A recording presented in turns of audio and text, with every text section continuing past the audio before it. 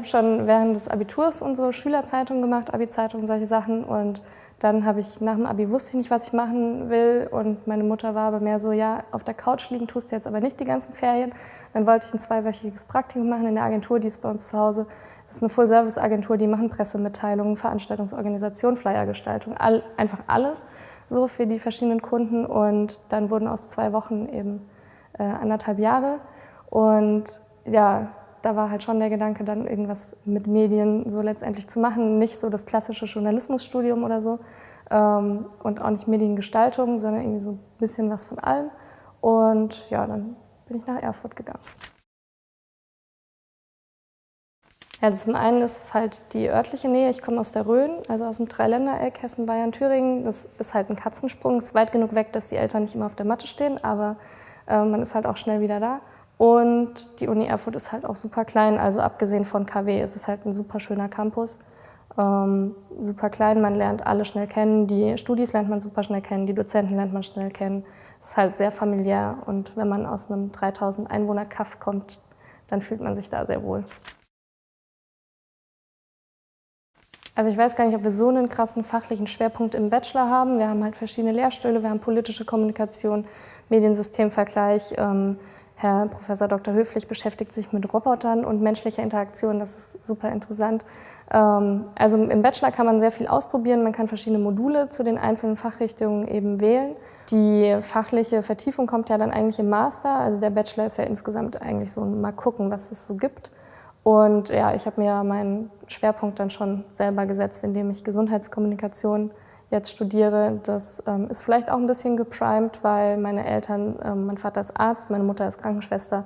Wenn ich nicht selber Medizin studiere, war es halt irgendwie klar, dass es am Ende dann doch wieder dahin zurückgeht zu den Wurzeln. Und es ist super spannend, es macht super viel Spaß. Ich habe während des Bachelors ein Praktikum im Helios-Klinikum gemacht, das ist in Erfurt ja auch gleich gegenüber. Ich war da im Bildungszentrum, da trainieren Ärzte mit Robotern eben verschiedene Situationen, damit sie die dann im Real Life halt besser über die Bühne kriegen. Da geht es auch viel um zwischenmenschliche Kommunikation, dass sich die Leute eben absprechen, während sie interagieren. Da muss ja alles ganz schnell gehen. Das war super spannend und das wäre eben dann auch so ein Tätigkeitsbereich im Klinikum, bei einer Krankenkasse oder so, dass man da mithilft, die Kommunikation zu verbessern. Oder man geht halt weiter in die Forschung. Der Master ist auch sehr forschungsorientiert. Wie treffen Leute Impfentscheidungen oder solche Sachen.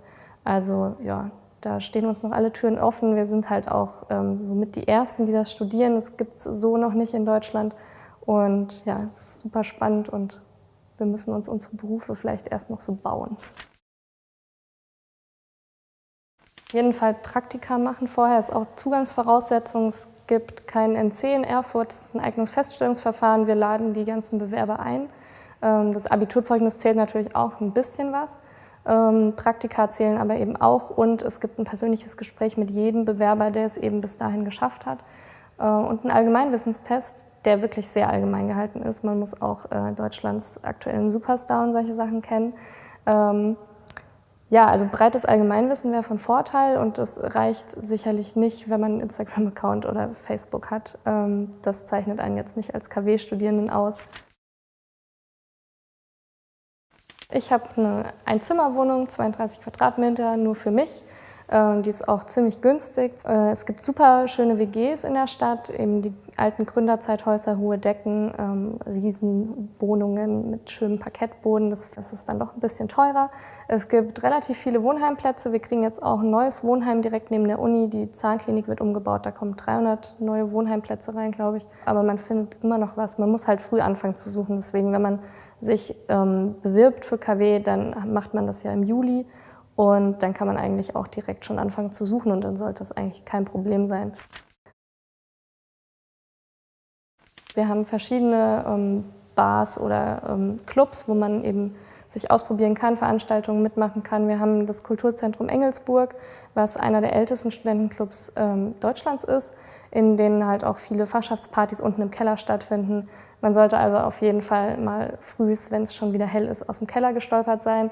Die Nachtschicht, wie der Name schon sagt, dafür bringt man die Nächte. Auch die schließt erst bei Sonnenaufgang. Der Klassiker ist Petersberg, der Berg, wie man schon hört. Da oben sind auch Wiesen, wo man Flunkyball spielen kann, grillen kann und da gibt es Schaukeln, dann kann man über ganz Erfurt gucken und ja, das ist alles sehr schön.